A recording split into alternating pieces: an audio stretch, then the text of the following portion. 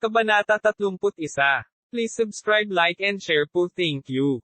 Ang Magic Club ng Mute ay matatagpuan sa silangang bahagi ng permanenteng manor. Ito ay isang maliit na dalawang palapag na gusali, ang ikalawang palapag ay isang hostel at isa ring silid-aralan, at ang unang palapag ay ang lab. Kiik! Nang bumukas ang kahoy na pinto na may sumisigaw na tunog, malakas na sumigaw ang isang nasa katanghaliang gulang na nakaupo sa dilim. Kiik! Di ba sabi ko wag ka nang pumasok? Sir Mute, dumating na ang batang Panginoon. Bumangon ang medyo may edad na lalaki, na nalilito sa sagot ni Hans. Ang batang Panginoon ay dumating na. Tik, parang nakailang baso ka kaninang umaga. Pinilit ni Locke ang kanyang dila at bahagyang nagsalita nang mapansin ang isang bote ng alak sa lab. Dahil sa hiya, mabilis na nilinis ni Mute ang mga bote at inayos ang mga appliances. Tumingin si Locke kay Mute nang may pinakamataas na konsentrasyon. Ang manaskan ay isang uri ng mahika na madaling gamitin, ngunit kailangang mag-ingat upang matiyak na hindi mapapansin ng kalaban na gumagawa si Locke ng mahika at natututo siya ng dark magic. 5 bilog. Tiyak na mas mataas siya kaysa sa inaakala ko. Dahil isa siyang maliit na Magic Tower Wizard mula sa isang maliit na bayan, inaasahan niya na ang wizard ay nasa 3 o 4 na bilog sa karamihan. Samantala, nilinis ni Mute ang lab at nag-abot ng upuan para makaupo si Locke. Ano ang kailangan mo para hanapin mo ang pangit na lalaking ito sa kalagitnaan ng gabi? Gusto kong malaman kung hanggang kailan ka magiging pabaya. Sa mga salitang iyon, tumawa si Mute at umiling. Iwan mo na ako, Sir Mute, dahil sa akin ang aksidenteng iyon. Kahit ilang beses ko pa itong isipin, hindi mangyayari kung pinagmasdan ko lang ang gigant. Matapos ang pagbagsak ng Young Lord, si Mute ay hindi nakakain o nakainom ng kahit ano ng maayos. Nagdadasal lang siya sa sarili niya. Mabuti na lang at himalang nagising ang batang Panginoon. Tiyak na malaki ang pinagbago niya, ngunit hindi alam ni Mute ang alinman sa mga pagbabagong iyon. Wala akong balak na panagutin ka sa aksidente. Ang parehong napupunta para sa iba pang mga retainer. Hindi mo kasalanan iyon. Ang Recon Estate ay isang maliit na ari-arian. Ang Mute ay isang Iron Mage din, at mahirap mahanap ang mga kinakailangang bahagi at kagamitan sa oras. Sa mga sitwasyong iyon, ginawa ni Mute ang lahat ng makakaya niya ng tahimik. Sa kabila ng katotohanan na ang dating Viscount, ang pananggikuan niya ng katapatan, ay namatay. Kahit na sa mahihirap na kondisyon na kinailangan niyang harapin pagkatapos, nagawa niyang pamahalaan ang 3 gigant dahil sa kanyang pagsisikap. At walang itinanggi iyon. Kaya naman walang humiling sa kanya na managot sa aksidente. Salamat, pero hindi ko mapapatawad ang sarili ko. So papabayaan mo pa ba ang mga bagay-bagay? Mas gugustuhin mo bang maging isang walang kwentang lasing sa natitirang bahagi ng iyong buhay? Tahimik na tumango si Mute. Kumunat ang noo ni Locke sa kanya. Dati kang gumagala kasi ayaw mong nakatali sa isang lugar. Itong lalaking ito. Ang matigas ang ulo at matalinong lalaki na ito ay hindi nakakasundo sa ibang mga lalaki. Nagpa siya si Mute na maging retainer ng dating Recon Viscount dahil nagustuhan niya ang kanyang saloobin. Ang nakakabigo na lalaki ay hindi maaaring tawagin sa isang normal na paraan. Sige, kung hindi mo mapapatawad ang sarili mo, kailangan kitang parusahan. Young Lord. Mariing tawag ni Han sa kanya, itinaas ni Locke ang kamay niya at pinigilan siya. Nakahanda na ang Mute na harapin ang lahat. Pinigyan siya ni Locke ng bill na 70,000 pesos. Young Lord. Nang hindi natama ng kutsilyo sa leeg, tulad ng inaasahan niya, ngunit nang pumasok ang pera, medyo natarante si Mute. Utos ko sa iyo, ang Iron Mage. Gamitin ang perang iyon para magtayo ng Magic Tower sa aming estate. Pumili ng mga spellbook at dagdagan ang kagamitan na kailangan para sa pagkumpuni at paggawa. At pagkatapos ay magtipon ng mga mahuhusay na individual at turuan sila. Yun. Unlike the other lords, mag-i-invest ako sa magic. Kaya mag-ambag sa pagbuo ng magic sa aming ari-arian at subukang maiwasan ang mga aksidente na mangyari muli sa hinaharap. Ang mga ito ay mga salita lamang, ngunit ito ay parang isang parangal. Suporta para sa pagtatayo ng Magic Tower. Siyempre, Ito ay isang bagay kung ang isa ay makakagawa o hindi ng perpektong magic tower. Nang mangyari ang isang bagay na hindi man lang niya pinangarap ay nangyari sa harap niya, hindi makapagsalita ng maayos si Mute. Pinigyan siya ni Locke ng huling utos.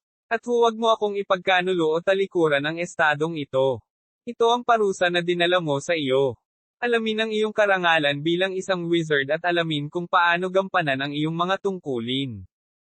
Si Mute, na nagdadalamati pa rin, ay nagpunas ng kanyang mga luha gamit ang kanyang damit. Lumuhad siya kay Locke at nangakong magiging tapat.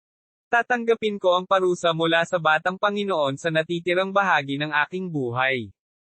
Napangiti si Locke nang marinig ang sumpa ni Mute at nagsalita ng mas mahinang boses. May 3 bagong Iron Mage. Gawin mo ito sa iyong sarili. Gusto mo man silang durugin o gilangin. Salamat, Young Lord. Yumuko ulit si Mute kay Locke. Bumalik si Locke at nagsimulang magtungo sa opisina. Tinundan ng mayordomo na si Hans ang kanyang Panginoon na may nakaaantig na ekspresyon. Talagang maganda ang ginawa mo. Hinikayat mo si Mute na mas mahusay kaysa sa akin, at hindi ko na ituturing na bata pa ang ating Young Lord. Walang mas matigas ang ulo kaysa sa kanya. Isang taong mas matigas ang ulo kaysa sa Mute. Nakilala ni Locke ang isang matigas ang ulo na lalaki noong panahon niya bilang warlock na si Simon 500 taon na ang nakalilipas. Kilala siya bilang Red Hammer Rommel. Kilala siya bilang ang pinakamatigas ang ulo sa mga dwarf. Kilala siya sa mga siglo sa pagiging matigas ang ulo. Walang anuman ang Mute kumpara sa kanya. Halos wala na siyang ngipin kumpara sa duwending iyon. Kung mas may kaalaman ka, mas gusto mong makilala, at mas magiging tapat ka sa mga taong nakikita ang iyong halaga. Kaya naman hindi pinilit ni Locke si Mute na magsagawa ng Mana Oath. Hindi niya kailangan, ngunit sa katunayan, ang Mana Oath ay hindi gumana para sa mga matalino. Kung may naramdaman siyang mali, maaari niyang putulin ang Magic Circle anumang oras. Pero, Young Lord, mag-i-invest ka ba talaga sa magic? Oo, dahil ang magic engineering ay nasa bagong edad.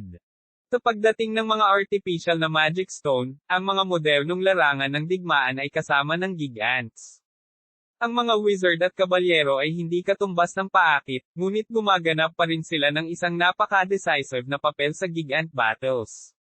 Bilang karagdagan, ang iba't ibang uri ng magic artifact ay ginagawa at ginagamit sa iba't ibang larangan.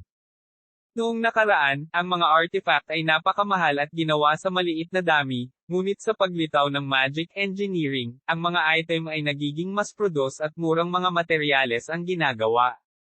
Ang mga artifact na may simpleng magic ay hindi na exclusive sa mga wizard o mga maharlika, at ang mga magic light na inilagay sa mga sulok ng kalye ay ang simbolo ng pag-unlad.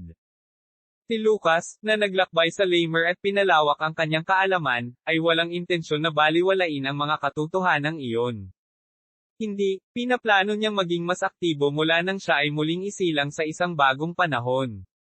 Ngunit ang pamilya ni Recon ay orihinal na mga master ng espada. Tama. Ngunit ang panahon ng pagbabago ng mundo na may lamang espada sa kamay ay wala na. Ang tradisyonal na sword art ay mahalaga, ngunit kailangan nating tanggapin ang kapangyarihan ng bagong magic.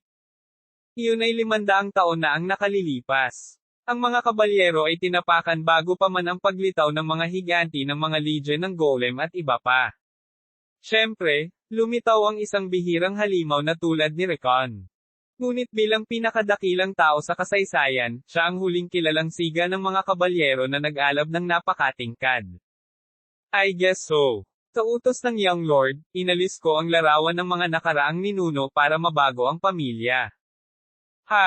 Sige. Sa totoo lang, ayaw lang ni Locke na makita ang mga stupid images ni Recon. Kaya't inutusan niya ang mga retainer na tanggalin ang bawat larawang nauugnay kay Recon at hiniling sa kanila na huwag itong banggitin. Si Hans, na hindi alam ang intensyon ni Locke, ay inisip na ang Young Lord ay hindi ganap na maayos pagkatapos niyang mawala ang kanyang memorya sa panahon ng aksidente at tumakbo ng ligaw. Pero medyo nag-alala siya at gusto niyang buhayin ang pangalan ng pamilya. Dahil medyo matanda na ako, matanda na rin ang mga iniisip ko tulad ko. Ngunit kung gusto mong gawin ang mga bagay sa iyong paraan, ikalulugod kong baguhin ang mundo sa iyong mga utos. Inaabangan ko. Pinanood ni Luke si Hans na yumuko at tuwang-tuwa. Siya ay kasalukuyang isang kabalyero, ngunit si Hans ay orihinal na isang gigant rider na kumakatawan sa pamilya Recon. Bukod pa riyan, siya ang kanang kamay ng Panginoon at tagapag-alaga ng batang Panginoon. Ang gayong figure ay lumampas sa kanyang katigasan ng ulo. Siyempre, hindi ganoon kadaling magbabago ang kanyang kalikasan, at kailangan ng kaunting pangungulit hanggat hindi ito magiging sukdulan. Okay, sa wakas nadaamin ko ang pamilya Recon. Maraming trabaho ang kailangang gawin para sa kanyang paghihiganti. Ngunit gumawa siya ng isang malaking hakbang pasulong, at ang unang hakbang na iyon ay magiging isang napakahalagang hakbang sa katagalan. Kabanata 32. Sa mansyon sa hilaga ng Lamer City. Ang mga sizzling sound ay nagmumula sa mansyon ng tahanan ng Count Monarch. Ano ang bilangin, hindi mo magagawa ito ng tama sa simula ng umaga. Hindi pwede. Anong hindi ko magawa? Kaya kong gawin lahat ng gusto ko.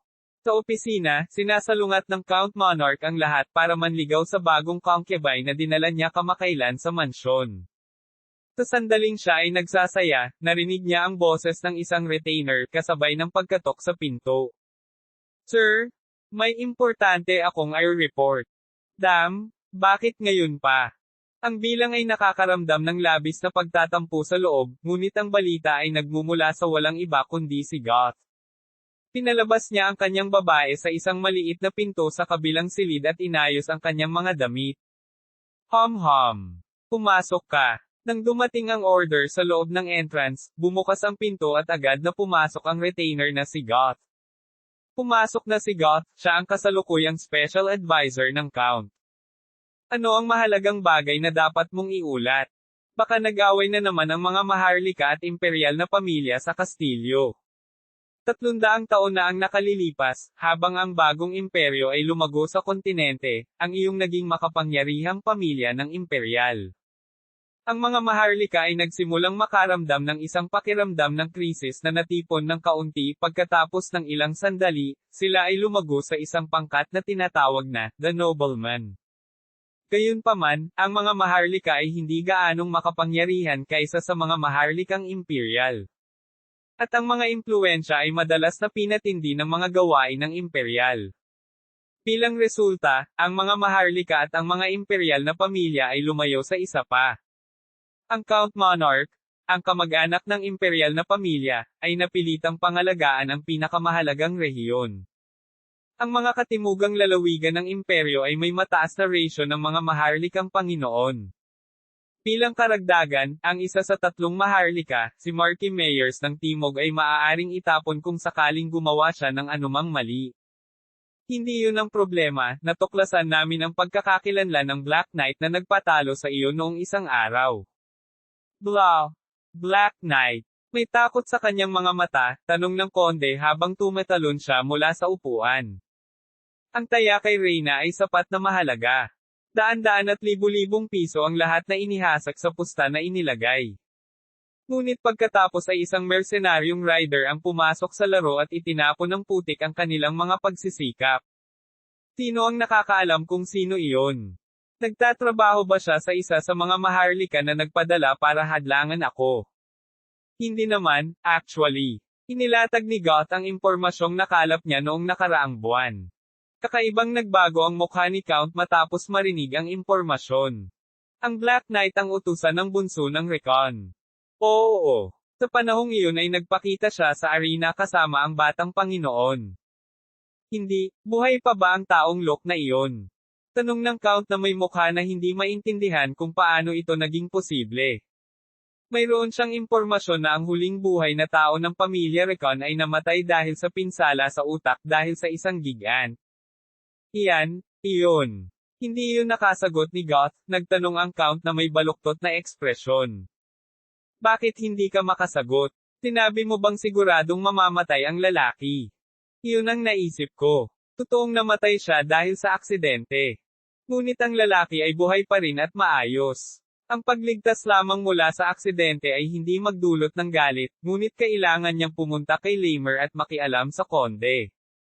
Kaaak, ano ba kasing ginagawa mo? Kung pinapunto mo sana siya sa simula pa lang, hindi sana siya nakatrabaho ng prinsesa at napalapit sa kanya. 2 buwan na ang nakalilipas, nagplano ang konde na tanggalin ang batang Panginoon upang lumunin ang mga lupain ng Recon. Pagbili ng isa sa mga pinuno ng field, nagpasya silang patayin ang batang Panginoon sa pamamagitan ng pagbabago sa pangunahing makina ng Gigant. Ngunit nabigo ang plano. Habang patuloy na nagbubulungan ang galit na si Count, lumuhod si Goth sa sahig. I'm very sorry, Count. Papatayin ko itong incompetent na tao. Hindi naman talaga siya humihingi ng kamatayan. Sa tuwing mawawala ng galit ang konde, pinakamabuting gawin iyon ng mga katulong. Wow! Fuck! Ang Count Monarch, na matagal ng galit, ay halos hindi nakahinga at nagsabi. Aba! H.O. Wala ka namang iniwang ebidensya o clue diba? Si Goth na nakatayo ay umatras at sumagot. Tinala ko ang pinuno sa ibang teritoryo at nilinis ko siya. Gaano man sila kahirap mag-imbestiga, hindi nila malalaman kung ano ang sinubukan naming gawin. Well, mas mabuti iyon. Kung alam na ang kamay ng taong ito ay nasa pagtatangka, ang bagay ay maaaring maging nakakainis anumang oras. Hindi naman sa takot siya sa bloodline ni Recon. Kung sila ay nahuli ni Marquis Meyers at ng iba pang mga Panginoon ng Timog, ang mga bagay ay maaaring maging masama. Bagamat siya ang pangalawang pinakamalaking maharlika sa Timog, hindi niya ito kakayanin kung magkakaroon ng digmaan sa buong Timog. Hindi ko maintindihan kung bakit plano pa rin ng emperador na manahimik sa usapin ng mga maharlika. Magpapakilo sana ako ng hukbo at pupunasan sila. Bueno, kung gayon ang Republika ng Volga at ang Holy Artenia Empire ay hindi mananatili. Ito ay madalas na ang kaso kapag ang isang tao ay nais na tamaan ang isang panloob na kaaway, sila ay nauuwi sa pag-akit sa labas ng mga kaaway. Hindi nagawang panasa ni Emperor Rudolph ang iba pang mga maharlika dahil doon. Gayunpaman, nagpasya si Goth na huwag magsalita ng kanyang mga salita sa sitwasyong iyon. Kung ginawa niya iyon sa harap ng Count Monarch, makikita lang niya ang pinsala. Sa anumang kaso, ang isa sa pinakamahalagang dahilan ng pagnanasa ni Count Monarch kay Recon ay dahil kamakailan lamang ay lumitaw ito bilang isang pambihirang tagumpay upang masira ang pagkubkob ng mga maharlika sa Timog. Sa pagbukas ng mga bagong kalsada sa kanlurang bahagi ng imperyo, posible na i-connecta ang mga isla ng Recon sa Timog kanluran ng may kaunting pagsisikap. Siyempre, ang mga nayo ng Recon Estates na itinayo sa mga lugar na iyon ay hindi alam iyon. Kahit na ito ay isang abala, kailangan mong harapin ang lalaki na si Locke. Hindi ang eksaktong paraan, ililipat natin ang mga Shadow Knight sa loob ng ilang araw at dadalhin ang kanyang leeg. Mga Shadow Knight. Oo, naisip ko na ang taong humamon sa autoridad ng Count ay kailangang gawin sa oras na ito. Cook, ikaw talaga si Goth. Magaling ka, magaling ka. Ang Shadow Knights ay isa sa mga lihim na kapangyarihan ng Count Monarch, isang pwersang militar o mga mersenaryo at mga freelancing na kabalyero na nakatala sa Gigant Arena. Pangunahin nilang inasikaso ang magulo na gawain para sa Count, at ang mga kasanayan at sining ng mga taong ito tungkol sa Gigants ay nalampasan ang mga Knights. Si Count Monarch, tumango na may nasisiyahang mukha at nagtanong ng isang bagay na nasa isip niya. Kumusta na si Prinsesa Reyna ngayon? Nahuhumaling pa rin siya sa prinsesa. Nag-iisip pa rin siya ng mga paraan para ma-pressure siya at gawin siyang sarili. Nagsimula siya sa pagtataas ng buwis para sa mga taong nagmula sa kaharian ng Volga, kung gumawa sila ng isang bagay na hindi komportable o nagpakita ng hindi kanais-nais na pag-uugali, susunggaban sila ng mga sundalong pulis. Dahil dito, maraming beses na nagprotesta ang mga matandang katulong na nagtatrabaho sa prinsesa. Ngunit hindi sila nakilala ng Count Monarch. Nakikipagkita siya sa mga tao dito at doon, ngunit malapit na siyang maubusan ng mga pagpipilian. Tama. Sa huli, susuko at yayakapin niya ako. Parehong si Goth at ang konde na nakakaramdam ng pagkairita ay nagsimulang ngumiti sa pag-iisip tungkol sa prinsesa na tumatakbo sa kanilang mga bisig. Kabanata 33. Pagkaraan ng ilang panahon, natapos ni Lucas ang paggawa ng unang batch ng mga golem. Nang magawa ang 20 golem, naglabas si Locke ng parang bracelet na artifact mula sa underground lab. Natuklasan ang artifact sa piitan ng wizard na pinuntahan niya noon kasama si Katerina at may sinaunang subspace magic circle na hindi na ipasa hanggang sa kasalukuyang. Katerina. Pagtingin niya sa anti-gong pilak na pulseres na may mga dahon bilang disenyo, naalala niyang suot niya iyon. Kahit masira ang katawan ko at maging pulbos, siguradong maghihiganti ako sa pagtanggal sa pamilyang Baroque at sa Veritas Magic Tower. Kaya, mangyaring maghintay ng kaunti pa. Matapos mawala ang kanyang minamahal, hindi na masyadong inisip ni Locke ang kanyang buhay. Naisip niya na kung kahit papaano ay makakaganti siya, makakaalis na siya sa mundo ng payapa. Gayunpaman, anuman ang kapalarang iyon, ang imahe ni Katerina na pumasok sa kanyang isipan ay naging Prinsesa Reyna. Marahil ay dahil sa kamukha ni Prinsesa Reyna sa kanya. Kahit kamukha niya ang prinsesa, ibang-iba siya. Ganoon ang iniisip niya, ngunit hindi napigilan ng kanyang puso. Marahil ito ay dahil sa mga relihiyosong aklat na nakita niya sa Southern Continent tungkol sa reincarnations. Hindi naman kasi ako umiibig. Si Locke, suot ang subspace bracelet ay bumalik sa underground golem workshop. I-save sa dimensyon. Oo. Habang sinasabi ni Locke ang spell habang tinuturok ito ng Magi, nagsimulang mawala ang 20 golem na may maliwanag na liwanag. Ito ay napakahirap kung ako ay mamumukod tangi. Kung makikita ng mga tao sa estate ang mga golem na tumatalo o gumagalaw, ang buong estate ay magiging magulo dahil sa gulat. Ang mga golem mismo ay hindi exclusive kay Simon, ngunit wala pang ibang wizard o warlock na lumikha at nagpatakbo ng mga golem gaya ni Simon. Hindi ko mapigilan dahil ang kaluluwa sa katawan na ito ay kay Simon. Hinaplos ni Locke ang bracelet na may kaunting ngiti at lumabas ng kastilyo. May lugar kasi na gusto niyang puntahan.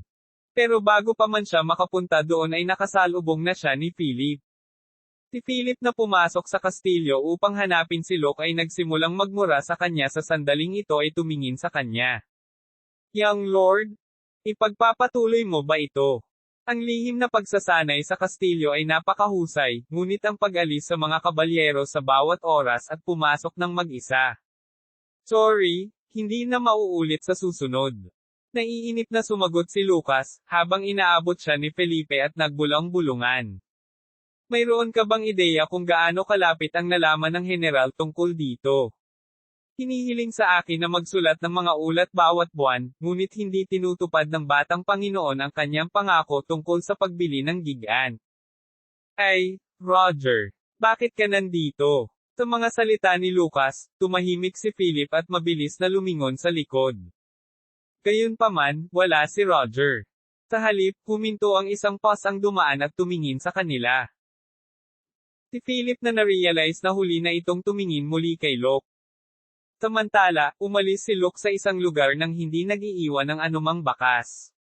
Hindi, Young Lord. Muli, ang sigaw ni Philip ay umalangaw-ngaw ng malakas sa bakuran ng kastilyo kasama ang mabibigat na hakbang. Pagkatapos ng maikling pagtatagpo kay Philip, nagtungo si Locke sa Mount Rokia. Ang Mount Rokia ay isang mabatong bundok na matatagpuan 10 kilometro sa kanluran ng higanteng kastilyo, sinasabing maraming mga halimaw ang nagtatago at naninirahan sa kagubatan, na naging dahilan kung bakit ang mga albularyo at ang mga magtotroso rin ay, huwag ka pumasok doon. May dahilan kung bakit napunta si Locke sa mabatong rehiyon. Maraming pera ang kailangan para bumuo ng isang estate. Kumita nga siya ng 210,000 pesos sa Gigant Arena, gayunpaman hindi yun sapat para mapaunlad ang buong estate. Upang madagdagan ang bilang ng mga residenteng teritoryo at madagdagan ang kanilang kapangyarihang militar, isang matatag na mapagkukunan ng kita ang mga ngailangan. At may nahanap si Locke sa estate na maaaring makatulong sa paggawa ng pera. May minahan na ginamit ng mga dwarf sa Mount Rokia. Sa kanyang mga araw ng pamumuhay bilang Simon, iba't ibang tribo at nilalang ng iba't ibang lahi ang nanirahan at nagtrabaho sa ilalim niya. Nagtipon silang lahat ng sunod-sunod upang maiwasan ang pang-aapi, at medyo maraming lahi ang nagtipon, kabilang ang mga duwende. Ang mga dwarf ay ang mga lahi ng daigdig. Pinuo nila ang minahan at nagtayo ng mga gusali kahit doon, sila ay mahusay na mga panday at arkitekto. Patuloy silang gumagawa ng mga sandata para suportahan ang sarili nilang mga kabalyero. Wala bang minahan ng ginto o pilak sa mga minahan na binuo sa Mount Rokia? Gayunpaman, pagkatapos ng pagkamatay ni Simon, ang mga duwende ay nawala at ang mga minahan ay sarado. Maraming beses na sinubukan ng pamilya ng Recon na hanapin ang mga minahan ng mga dwarf, ngunit nabigo sa bawat pagkakataon dahil hindi nila alam ang tamang lokasyon. Ang 30,000 pesos na inutang niya sa Alon Firm ay sa mismong dahilan, at natangay. Kapag alam ko na ang lokasyon nito, magagawa ko na ang mga golem sa tabi ko na muling buhayin ang minahan. Kaya naman pumunta si Locke sa Mount Rokia. Ipinatawag niya ang mga golem sa bakana ng bundok. Upang makapasok sa bundok na napakalalim na kahit isang yapak ay hindi matagpuan, kailangan munang linisin ang daanan. Kayo na tulad ng aking mga anak ay inalis ang mga bagay na humahadlang sa akin. Habang sinimulang ilabas ni Locke ang mga magi, nag-order siya ng 5 metrong batong golem at kahoy na golem na kumikinang na may maliwanag na lilang enerhiya. Did. Kukukong. Dahan-dahan, nagsimulang umakyat ang mga golem sa bundok, binasag ang mga bato sa kanilang landas at binunot ang mga puno. Kiik! Swoosh! Kiik! Sa biglaang pagsalakay sa kanilang teritoryo, ang mga halimaw na nagtatago sa kagubatan ay lumabas na sumisigaw at umungol. Pangunahin silang mga orc at goblins at kobolds. Dahil sila ay marahas na mga halimaw, inihagis nila ang mga sibat at mga tipak sa pinakamabilis na kanilang makakaya. Kung sila ay mga troll o ang malalaking halimaw na tulad ng mga dambuhala, kung gayon hindi ito gaanong kaugnay, ngunit ang iba pang mga halimaw ay madaling maitulak pabalik ng mga golem. Ang unang 5 sa kanila ay humahadlang sa kanilang mga pag-atake mula sa pagpasok, habang ang iba sa inyo ay itulak lamang sila sa tabi hanggat maaari. Minamanipula ni Locke ang mga golem gamit ang sarili niyang marionette magic. Isa itong magic na nakakonekta sa mga golem tulad ng isang string sa isang manika, nagbigay ito sa kanya ng kalamangan upang kumonekta at kontrolin ang maraming mga bagay ng sabay-sabay. Siyempre, may mga disadvantages dito, at ito ay ang kawalan ng kakayahan na bigyan sila ng detalyado o iba't ibang mga order. Gayunpaman, ito ay higit pa sa sapat para sa mga halimaw na mababa ang antas. Ang malalaking kamao at sipa ng mga golem ay nagpadala sa iba pang mga halimaw na sumisigaw sa sakit habang sila ay tumatakbo palayo. Kapag nasira na sila, hindi na nila ito masusubukang muli. Gusto ni Locke kahit papaano napigilan ang mga galaw ng mga golem na nagtutulak sa mga halimaw. Kui. Pipi. Ang mga nakaligtas na halimaw ay nanginig sa mga rock na kumokontrol sa mga golem. Karamihan sa kanila ay mga lalaki at mga alpha. Dahil alam niyang kailangan niyang lumaban hanggang sa huli, lumaban sila hanggang kamatayan para magkaroon ng sapat na oras para makatakas ang mga babae at ang mga nakababata. Nakangiting lumapit sa kanila si Locke na alam ang ugali ng mga halimaw dahil sa pagiging warlock. Kung makikinig ka sa akin, hindi kita itataboy sa lugar na ito. Sinabi iyon ni Locke sa isang napakatalino na mukhang boss level na monster at na-brainwash sila ng dark magic.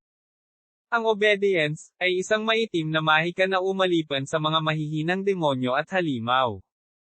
Na-brainwash lang ni Locke ang boss level 1 dahil siya lang ang 3 circle. Kung tutuusin, kung madaig niya ang boss monster, hindi mahihirapang gawin ang iba, kaya hindi na niya kailangang maglagay ng anumang panlabas na puwersa.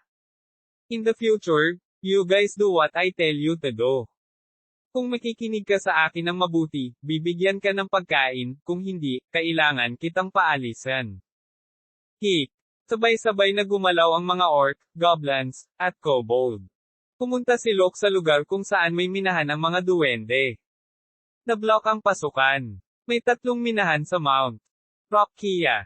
Gayunpaman, sadyang hinarangay ng mga duwende ang mga pasukan habang iniiwan ang mga ito, dahil isang pasukan lang ang mga minahan, hinaranggan sila ng mga bato at dumi. Magtatagal ito, at hindi ko mapigilan. Habang nagkibit-balikat ay ginawa niya ang mga golem at ang mga halimaw para alisin ang mga dumi at bato sa pasukan. Natanggap ng mga golem ang kanilang mga tagubili na basagin ang mga bato o itaas ang mga ito, ang mga halimaw ay hiniling na hukayin ang lupa. Pagkatapos ng 2 oras ng paggawa ng gawaing iyon, ang mga bato at ang dumi ay nalinis, na nagpapakita ng mga lagusan na minana ng mga duwende noong nakaraan. Tilok, ibinalik ang mga golem sa subspace, pagkatapos ay pumasok sa tunnel. Thud! Thud! Ang mga lagusan na ginawa ng mga duwende ay parang mga maze. Ito ay upang talunin ang sinumang kaaway na maaaring sumalakay sa minahan, at ang minahan ay tila nasa mabuting kalagayan kahit na hindi nagamit sa mahabang panahon. Tiyak, ito ang mga kasanayan ng mga dwarf. Ang kontinente ng Rhodesian ay may pinakamahusay na lahi ng mga manggagawa upang lumikha at bumuo ng kung ano ang gusto nila. Matapos madaanan ang maze, nagkaroon ng malaking espasyo. Ginagamit ng mga duwende upang magtayo ng mga pansamantalang tirahan at mga bodega at mga lugar ng smithy. Sa lugar na iyon naroon ang mga natirang gamit at kalakal na kanilang ginamit. Iniwan nila ang pinakamahalagang kasangkapan nila. Matapos patayin ni Recon si Simon, ang lupain, na dating kilala bilang madilim na lupain, ay ganap na sinakop ng mga tao. Gayunpaman, ang kinaroroonan ng mga karera na pinakawalan mula sa Diablo, ay nanatiling hindi alam. Nakapagtataka, si Recon ay nagpadala ng maraming mga ulo at mga sundalo upang hanapin sila sa buong lugar, gayunpaman, hindi sila nakatagpo ni isang nilalang. Kailangan kong hanapin sila mamaya, kailangan ko muna. Nagpadala si Locke ng 3 golem sa minahan upang maghukay ng mga mineral at hiniling sa mga halimaw na tulungan sila sa mga kagamitan. Bagamat hindi kasing husay ng mga duwende, nagawa ng mga golem at mga halimaw ang gawain. Habang nagmimina sila ng ores, tinitigan ni Locke ang teleporting magic circle sa isang gilid ng minahan. Ang magic circle ay na-install sa nakaraan upang ilipat ang mga mineral sa underground workshop ng kastilyo, maaari itong mabilis na rework na may bagong magic bato na inilagay. Huhuho! Ngayon ang kailangan ko lang gawin ay pinuhin ito sa magic blast furnace sa workshop. Matapos bisitahin ang lahat ng 3 minahan at kumpletuhin ang lahat ng kinakailangang gawain, bumalik si Locke sa manor. Dahil matagal na siyang umalis sa asyenda, hindi maiwasan ng mga retainer kasama si Hans ang kanilang mga mata sa batang Panginoon at pagdudahan siya. Kabanata 34.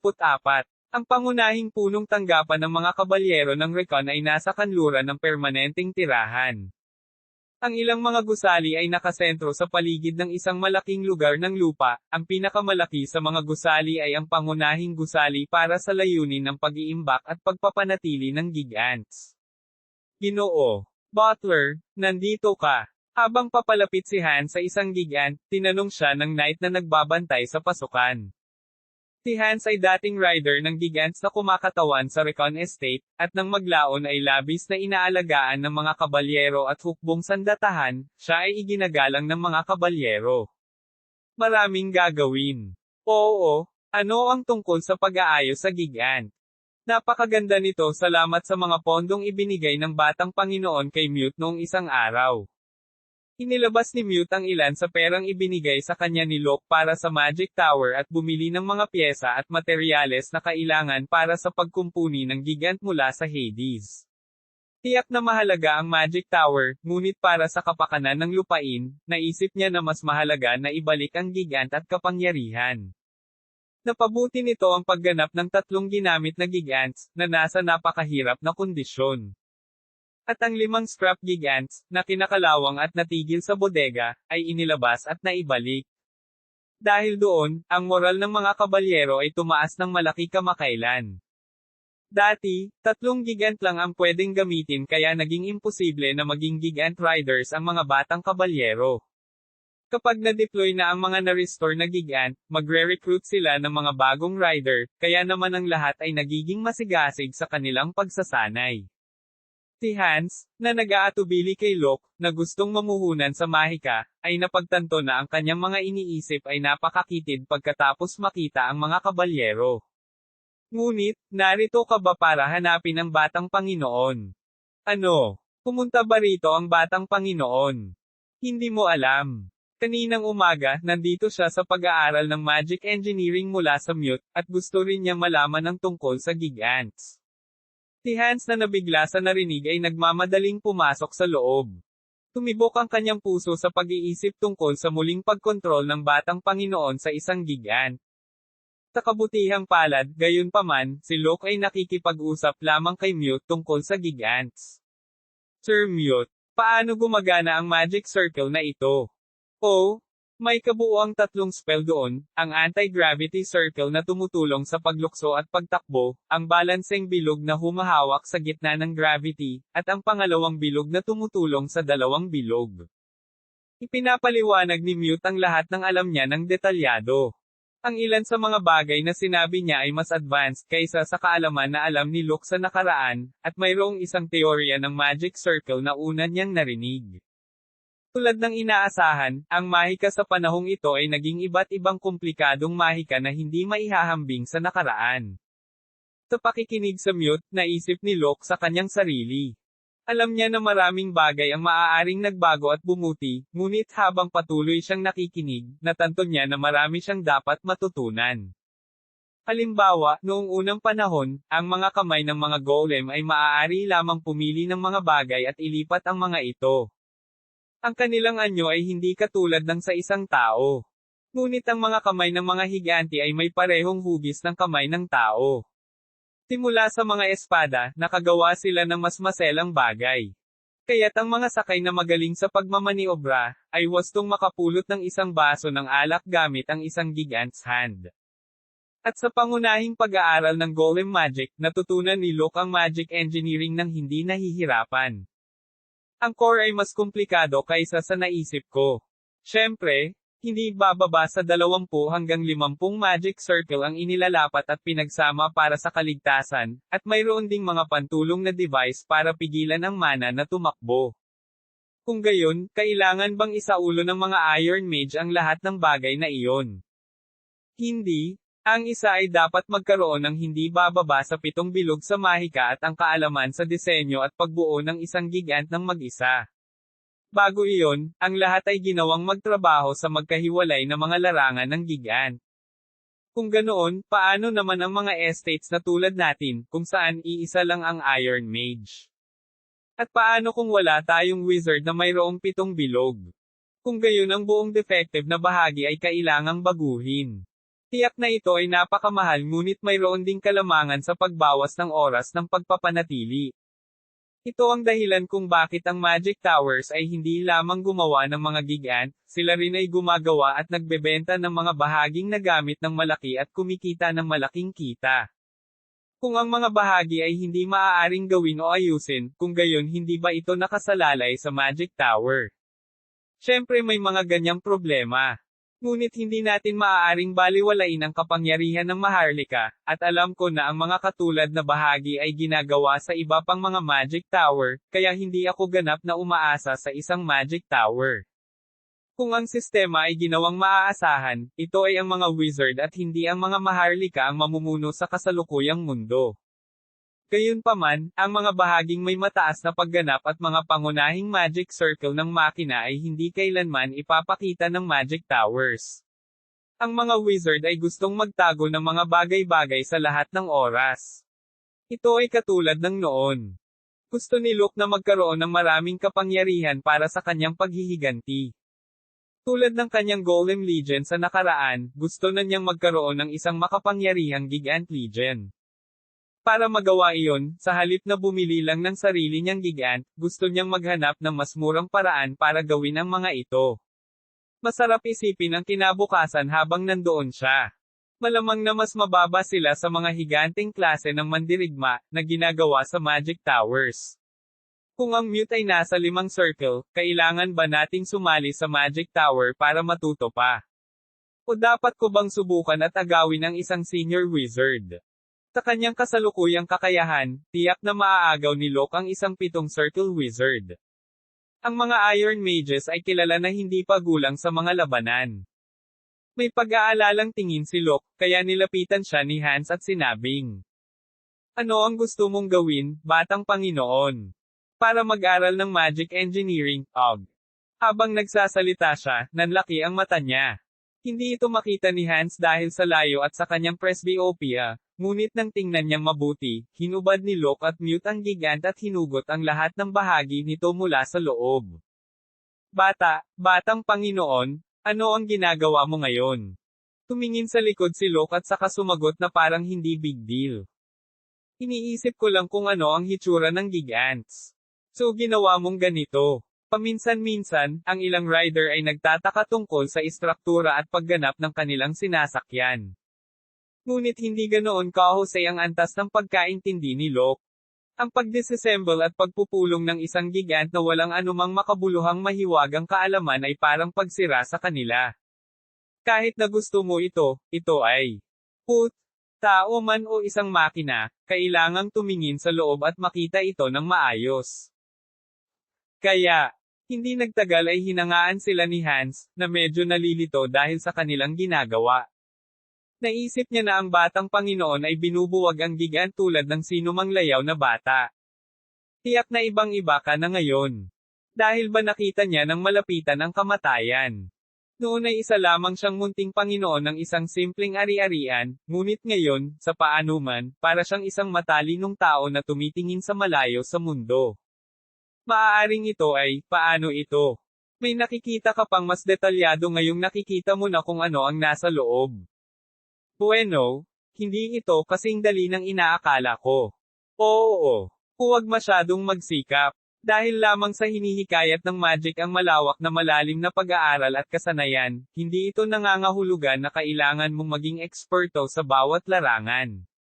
Dahil alam niya ang intensyon ng batang Panginoon, gusto pa rin ni Hans na si Locke ay purihin bilang angkan ng mga kabalyero, kaya naman sinabi niya iyon. Ngunit nang hindi alam, sinira ng Mute ang daloy na iyon. Kahit na, ang batang Panginoon ay napakabilis sa pagkuha ng mga teorya at kaalaman sa mahika. Tiyak na mas karapat-dapat siya kaysa sa mga lalaking iyon. Habang pinupuri ni Mute si Locke, lumingon siya sa likod doon ang malamig na mga mata. May 3 Iron Mages, sina Todd, Gordon, at Humphrey, na kinaladkad ni Locke sa pag-ukit ng mga magic circle sa kanilang mga guwantes. Pagkatapos ng isang panahon ng hindi sinasadyang pisikal na pag-atake, nagsimula silang magtrabaho ng husto kaya ligtas na sabihin na sila ay sapat na karapat-dapat. Ngunit nagtataka ako, kailan nagsimulang matuto ng mahika ang batang Panginoon. Natarante si Locke matapos marinig ang tanong ni Mute at mabilis na gumawa ng magaspang na dahilan. Natutunan ko lang ito, sa aking sarili. Pag-aaral sa sarili. Sinasabi mo sa akin noon na ayaw mo sa magic noong sinubukan kitang turuan noon, di ba? Hahaha, alam mo. Muntik na akong mamatay, tapos bigla, gusto ko lang mag-aral ng gigants at subukang matuto ng magic. Sa magaspang na pagdadahilan ni Locke, tila nakumbinsi si Mute sa kanyang sagot. Matapos ang insidenteng nangyari ilang araw na ang nakalipas, naging mabangis siyang tagasunod ng batang Panginoon. Turuan mo ako ng marami sa hinaharap. Sasabihin ko sa iyo ang lahat ng nalalaman ko. Haha, salamat. Kumunat ang noo ni Hans nang makitang nag-uusap ang dalawa. Pakiramdam niya ay gusto ng batang Panginoon na maging isang wizard kaysa isang kabalyero.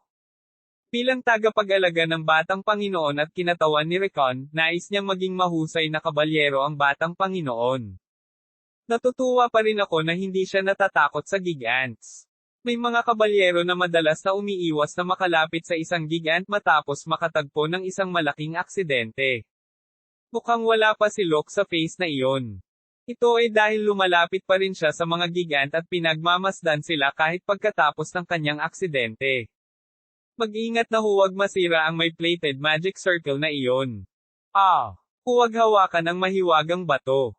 Anumang minor de edad na daloy at ganap nitong babaguhin ang mana wave. Huwag kang mag-alala. Ang dami kong alam. Sa halip na matakot, sinubukan ni Locke na maunawaan ang lahat tungkol sa gigants. Sana huwag kang sumobra. Nakatutuwang makita ang batang Panginoon na nagsisikap na maging mas ambisyoso kaysa sa kanyang mga ninuno. Ngunit si Hans, sa takot na ang kanyang mga hangarin ay magdulot ng panibagong aksidente sa kanya, ay umalis, umaasa na ang batang Panginoon ay magiging maingat. Kabanata 35. Young Lord. Young Lord. Young Lord. Kumunat ang noo ni Locke na nagbabasa ng 3 circle magic spell na hiniram niya kay Mute nang biglang abalahin siya ni Philip. Ano po, Sir Philip? Bakit ka sumisigaw na parang bata? Paanong hindi ako mangungulit? Kailan mo tutuperin ang iyong pangako tungkol sa pagkuha sa akin ng isang gigant? Nangako si Locke kay Philip sa Gigant Arena. Sinabi niya kay Philip na kung manalo siya sa gigant ng Count Monarch, bibili siya ng bagong gigant kay Philip. Dahil sa lakas ng loob sa mga salitang iyon, nanalo si Philip sa laban, ngunit naging abala si Locke sa iba pang bagay kaya hindi niya natupad ang kanyang pangako. Kung tutuusin, si Philip, na pagod na sa paghihintay, ay sinusubukang makumplito ang kanyang mga naisin sa ganoong paraan. Hindi ka maaaring gumawa ng mga bagay na tulad nito. Ano ang sasabihin ng mga tao kapag nalaman nilang ang makapangyarihang mandirigma, isang inapo ni Recon, ay hindi tumupad sa kanyang pangako? I swear, ituturo ka nila. Dapat ko bang gawing Death Knight ang brat na ito? Ngunit sa halip na isang hanggal na Death Knight, ang isang buhay na dalubhasa na nagbubuga ng katarantiduhan ay higit na kapakipakinabang. Sa kabilang banda, nagpasya si Locke na tiktikan ang Veritas Magic Tower at ang mga pagbabagong nangyari doon sa nakalipas na 500 taon. Sige. Dahil nangako ako, bibili tayo ng gigant. Nagmadali si Philip at handa nang lumabas kasama si Locke. Ngunit nang dumating si Sir Roger matapos marinig ang balita. Young Lord? Bibili ka ba ng gigant? Gusto ni Philip. Sa mga salitang iyon, nagsimulang matakot si Philip kay Roger. Para siyang may liwanag sa kanyang mga mata, nilinggan niya si Locke at sinabing, kung gayon, sasama ako sa iyo. Darating ang Knight General. Oo, dahil napaka-aktibo ng mga halimaw ngayon, hindi madaling lumabas ng walang escort knight. Kaya, mas gugustuhin kong pumunta sa sarili ko. Sabi ni Roger at tinignan ng masama si Philip. At saka, marami akong alam tungkol sa gigants.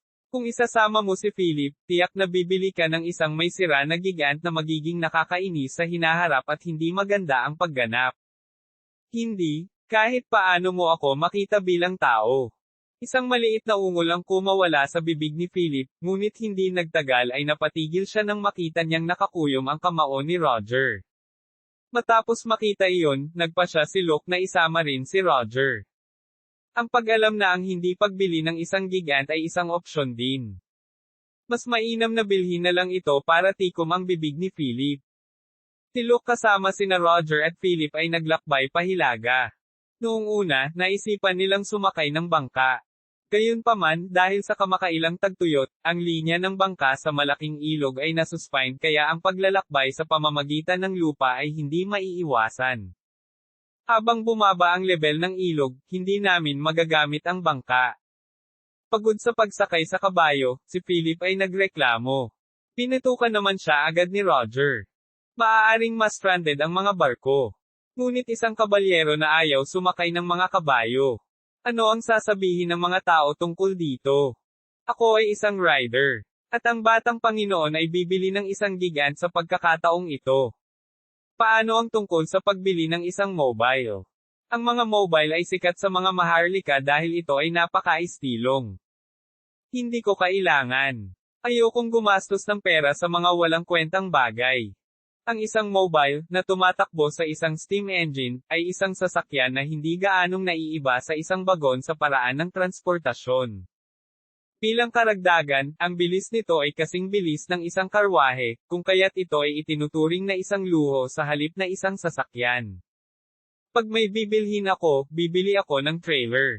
Talagang mabibigat na bagay tulad ng gigants ay maaaring ikarga doon, at maaari itong maghatid ng maraming load ng sabay-sabay. Ang trailer sa tabi nila ay steam-based, at ito ay gumagalaw sa kabilang direksyon. 5 silang may bitbit na malalaking piraso ng tela na nakabalot sa isang luggage compartment kasama ang mga lalaki at babae na nakasuot ng mga mangangalakal na nakaupo sa paligid ng mga bagahe. Ano ito? Bueno, ito ay isang bandila na hindi ko pa nakita. Tumawid silang tatlo sa gilid ng kalsada para dumaan ang mga trailer. Sandaling huminto ang trailer, at isang taong mukhang pipi sa unang trailer ang sumalubong sa kanila. Hello, men. Saan ka ba naglalakbay? Well, ikaw naman. Tanong ni Roger, ang kanilang kinatawan. Kami ay mga mangangalakal ng Shade Corp. Naglalakbay kami sa mga rural na lupain upang bumili o magbenta ng mga espesyal na kalakal. Shade Corp. Hindi ko pa naririnig ang pangalang iyon.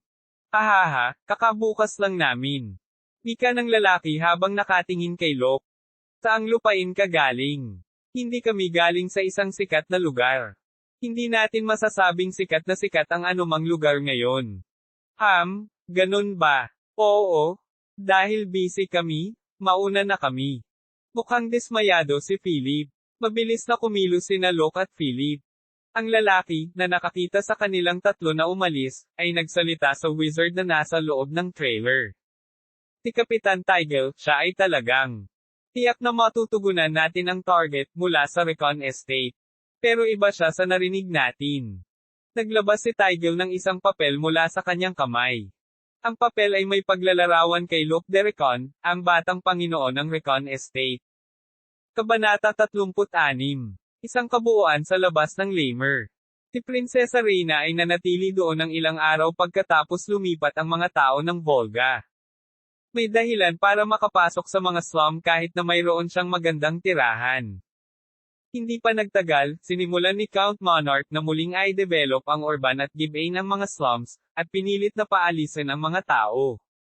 Hinarap ni Prinsesa Reina ang mga gigant na sundalo at ang konde, na pumasok sa slum at nagpatuloy sa demolisyon. Prinsesa, delikado ito. Ayos lang yan. Hinding-hindi nila ako gagawing kamay. Sa maingat na babala ni Pavel, ngumiti si Reina ng may kumpiyansa. Itinigil na ng Count Monarch ang demolisyon matapos mapagtanto na dumating doon si Reina. Nang maging ganito ang sitwasyon, alam ng konde na darating ang prinsesa upang kumbansihin siya. Prinsesa Reina, itigil mo na ang pag-arte ng walang ingat. Hindi ba dapat mahanap ng isang prinsesa ang pinakamadaling solusyon? Hinihiling mo bang pakasalan ko si Count? Hindi ko gusto, at iyon ang desisyon na pinanindigan ko sa Gigant Arena noong isang araw. Wala akong puso ng isang tagapagligtas na gawin ang ganoong uri ng pagkilos. Kick. Kapag ganito ang ugali mo, mas maghihirap ang mga tao. Pagkatapos ay ibabahagi ko ang sakit kasama ng aking mga tao. Kung nagugutom sila, gutom din ako. Kuo. Sa matigas na gawa ni Reina, nagulat ang konde. Kung gugustuhin niya, maaari niyang pinilit ang mga ito, gayunpaman, isang kawalan kung ang magandang prinsesa ay nasira sa proseso. Bilang karagdagan, kung ang gayong mga alingaw-ngaw ay lumabas, kung gayon ito ay magiging mahirap na pangasiwaan ng iba pang mga maharlika. Alam din ni Reina ang mga katotohanan, kaya naman nagawa niyang protektahan ang mga migrante mula sa konde nang hindi nasaktan. Kaak! Parang asong-asong babae. Sinusubukan niyang umakyat sa ulo ko. Susubukan mo bang supilan siya? Sa tanong ni Goth, mabilis na sumagot si Monarch.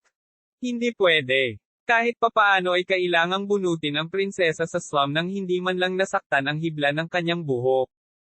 Ang iba pang mga retainer sa paligid ng Count, ay tumugon sa isang palpak na tugon tulad ng paano ito posible, ngunit mabilis na nakaisip si Goth ng isang mas mahusay na paraan. Kamahalan, paano natin gagawin ito? Pamulong si Goth sa tainga ng Count, nakikinig dito, nanlaki ang kanyang mga mata. Ay, medyo delikado diba? Huwag kang mag-alala. Ang mga matatandang lingkod ng prinsesa ay hindi tumitigil. Napaka-evil smirk ni Goth sa mukha. At noong gabing iyon, apoy. May kumuha ng tubig dali. Isang sunog ang sumiklab sa sulok ng slum. Kumalat na ang apoy sa buong lugar, at patungo sa kubo na tinutuluyan ni Reina. Prinsesa, nasa panganib tayo. Kailangan na nating umalis. Hindi ko iiwan ang ating mga tao na mag-isa dito. Ayos naman kaming lahat, kaya please go. Gaya ng inaasahan ni Goth, tumakas si Reina mula sa mga slum kasama ang kanyang tapat na mga lingkod at ang mga tao. Ang apoy ay hindi kumalat sa labas ng slum dahil sa hukbo ng Count, gayunpaman, ang pagkawasak ay matindi.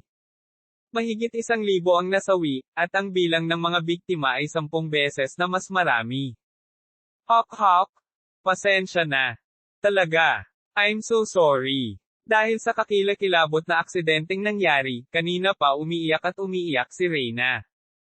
Tinalaw siya ni Goth habang umiiyak siya sa harap ng nasusunog na katawan. Take, para sa isang kakilakilabot na bagay na nangyari. Panipi kuwit panipi. Natutuwa akong ligtas ang prinsesa. Napatingin si Reyna kay Goth na may napakatamis na ngiti sa labi. Nang makita niya ang ngiti sa mukha nito, nakumpirma niya kung paano nangyari sa kanila ang aksidente ng sunog. At sa unang pagkakataon, naramdaman niya kung ano ang galit. Hindi kita mapapatawad. Hindi kita mapapatawad. Naisip niya na magiging maayos ang lahat kapag nalutas na ang problema sa utang. Ngunit ang masamang kamay ng konde ay hindi tumigil, at ang sakit ng mga tao ay nagsimulang maging mas matindi. Hindi na siya nakatiis. Ngunit wala akong kapangyarihan na ipagtanggol ang aking mga tao sa ngayon, lalo pat parusuhan siya. Siya ay parehong galit at nagdadalamati. Kailangan niyang pangalagaan ang 10,000 tao na nawalan ng tirahan at buhay at itinaboy sa kalye magdamag. Kaya si Reyna, kasama sina Pavel at Victor ay naghahanap ng solusyon. Bakit hindi tayo humingi ng tulong sa ibang mga Panginoon? Napailing si Pavel sa opinyon ni Victor. Humingi ng tulong. Kung mayroon mang tutulong, hindi sana naranasan ng prinsesa ang lahat ng problemang iyon para sa utang. Hindi, maaaring mali ang iniisip ko. Ang mga usapin sa utang ay maaaring napabayan bilang isang personal na bagay, ngunit ito ay ibang sitwasyon. Kahit na iba, sila ba talaga? Ang mga refugee ng Volga Kingdom ay hindi tinatanggap. Kahit na ang mga nasa imperyo ay palaging gumagala at pagkatapos ay itinaboy sa timog. Mayroon bang talagang isang Panginoon na magdadala ng malaking kawalan at tatanggapin ang mga refugee sa kasalukuyang sitwasyon? Feeling ko kailangan pa nating humingi ng tulong. Iyon lang ang tanging magagawa ko ngayon. Prinsesa. Una, hanapin natin si Marky Meyers. Siya ang kasalukuyang pinakamakapangyarihang Panginoon sa Timog. Hindi lang siya nakinig sa mga salita ng kanyang mga tao, nangako si Reyna sa kanyang sarili na handa siyang ibenta ang kanyang katawan kung ito ay nangangahulugan ng kaligtasan ng kanyang mga tao. Ang dahilan kung bakit siya kumapit ng matagal ay dahil siya ang huling inapo ng pamilya Kirillov. Gayunpaman, tila hindi karapat-dapat na ipagmalaki ang pangalan ng kanyang mga tao na mahihirapan. Aalis na ako agad. Mangyaring maghanda. Oo, naiintindihan ko. Prinsesa. Si Reyna, kasama sina Victor at Pavel ay dumiretso kay Brandon, upang salubungin si Marky Meyers. Gabi na, gayunpaman, hindi ito ang oras upang isaalang-alang ang lahat ng mga formalidad kapag ang buhay ng mga tao ay nasa linya. Kabanata 37. Nagsimulang lumubog ang araw at nagsimulang lumubog ang dilim. Kahit na nag-aalala sila na manatiling walang tirahan para sa gabi, si Luke at ang kanyang grupo ay nakahanap ng isang maliit na inn at agad na kumuha ng hapunan. Yung mga nagtitinda na nakilala namin noong araw. Hindi ba't mas parang mga mersenaryo sila kaysa sa mga mangangalakal? Tumango si Roger sa sinabi ni Philip. Kahit ako ay ganoon din ang iniisip.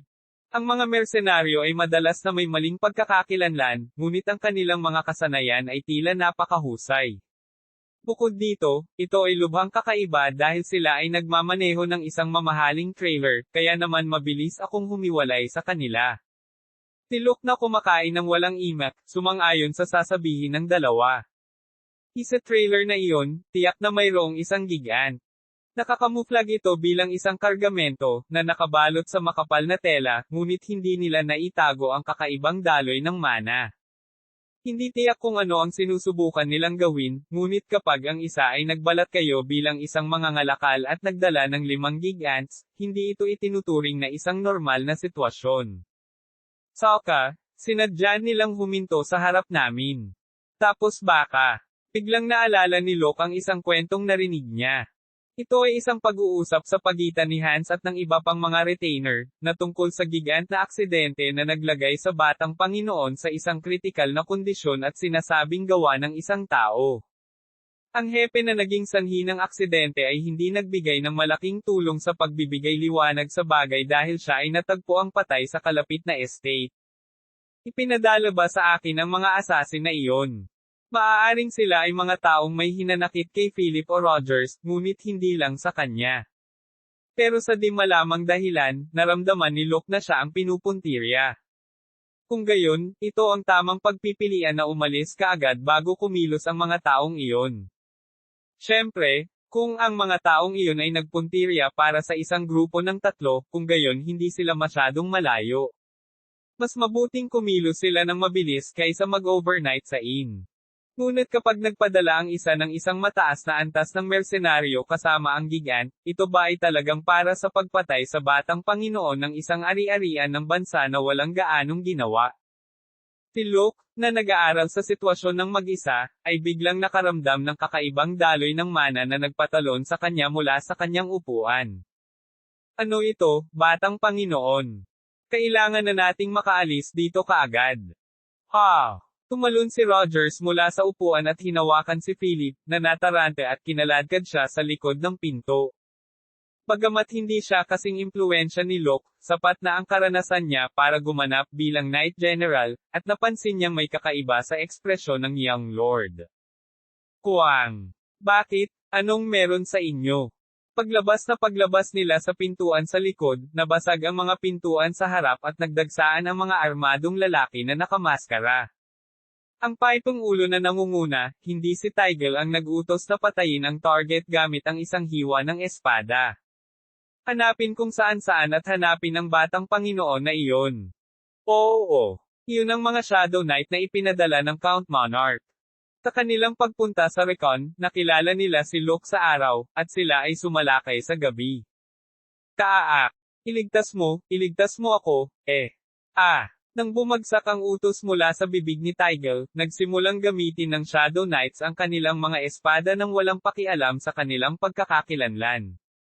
Ang mga bisitang kumakain ng hapunan sa restaurant, ang mga mahimbing na natutulog sa kanilang mga silid, at ang mga nagluluto sa kusina, lahat ay pinapatay nila. Dahil lang sa lugar nila ni Locke, wala man lang koneksyon sa kanya. Captain Tigel, hindi ko sila nakikita kahit saan. Kaak! May sumigaw mula sa likod ng inn. Gayunpaman, ang sigaw ay hindi mula sa alinman sa mga bisita o sa mga target, ngunit mula sa bibig ng Shadow Knights na nakapaligid sa inn. Tik! Nakalabas na ba sila? Nang marinig ang hiyawan ng kanyang mga tauhan, lumabas si Tigel pagkatapos utusan ang iba na sindihan ang inn dahil sa pagsira ng ebidensya. Mula sa tunog na nagmumula sa nagsasalubong na mga sandata, si Locke at ang kanyang grupo ay nakikipaglaban sa Shadow Knights gamit ang mga espada sa dilim. Captain, hindi nagbibiro ang mga taong ito. Kung mayroon kang oras upang makipag-usap, pagkatapos ay pumunta at ay ugoy ang iyong espada. Si Rogers ay isang dalubhasa at si Philip ay isang intermediate na eksperto, ngunit hindi niya nalampasan ang mga ito. Kahit na nakikipaglaban lang siya para protektahan si Locke, napakatalino ng mga kakayahan ng Shadow Knights. Sa mga lalaking lumalapit sa kanila, sila ay mababa ang antas, ngunit mayroon silang higit sa 3 lalaki na umabot sa antas ng isang eksperto, at mayroong 12 o higit pa na mga gumagamit ng espada. At ang pinakaseryosong bagay ay ang gigant ay naghihintay sa kanila ng malapit na malapit. Thud! Thud! Thud! Ito, napakalaki. Ipikit ng lahat ang iyong mga mata. Sa sigaw ni Locke, Rogers, at Philip ay napapikit sila kahit na naguguluhan sila. Kasabay nito, gumamit si Locke ng mahika. Araw, sumikat sa dilim. Kumikinang. Isang nakakasilaw na flash ang lumabas sa kamay ni Locke. Ito ay simpleng flash magic, ngunit isang flash ng sorpresa ang nangyari sa mga mata ng lahat ng mga Shadow Knight, na nakasanayan na sa madilim na eskinita. Ang mga mata ko, hindi ko makita. Ang mga Gigant Riders ay nawalan din ng paningin sandali, tumigil din sa paggalaw ang mga Gigant. Ito na, umalis na tayo dito. Damat. Mahuli ang mga ito. Si Locke at ang kanyang partido ay itinulak palayo sa nagtatagal na Shadow Knights. Nakita ni Tigel, na isang hakbang na lang ang huli, kung gaano kaawa-awa ang kinikilos ng kanyang mga tauhan. Mga walang kwentang tusok. Lahat ba kayo ay nasa ilalim ng isang spell? At ano ang ginagawa ng mga wizard na iyon? Kasama sa Shadow Knights ang 5 mercenaryong wizard para tumulong sa pagpapanatili ng Gigant.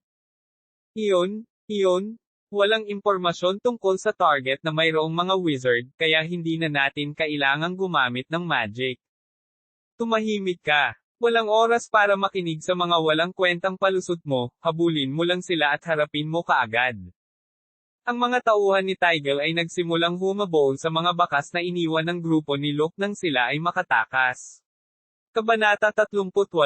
Talagang astig iyan, batang Panginoon.